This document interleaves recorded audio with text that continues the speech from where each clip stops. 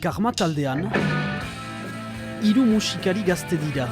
Antoine Rasper, Miguel Etxeberri, Benjamin Delabaka, gitarra eta hautsan, bateria joleak, Karma taldearen basse jolea. Haien izenpedura, rock indartsu eta energiko bat, azken 2 urte hauetan sakondu dutena. Ateratu ginuen boskantutako diska bat duela 2 urte. Eta geroztik segitu dugu idazten eta zuzenezkoa ere maiten. Azken finean gure bigarren diska eraiki dugu pixkanaka.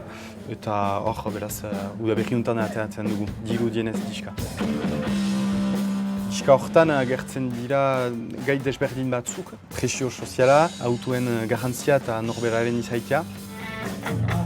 Taldeak lan berria miarritzeko atabal gelan aurkezteko aukera ukandu berriki, konposaketa guziak euskaraz eta musika mailan bidai bat oinarri argiarekin.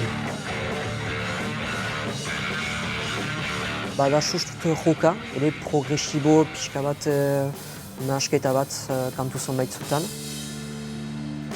Hiruak badugu soinu biziki potentea, eta hori da, erran gauzak, albezain zehatzki, soinu potente batekin.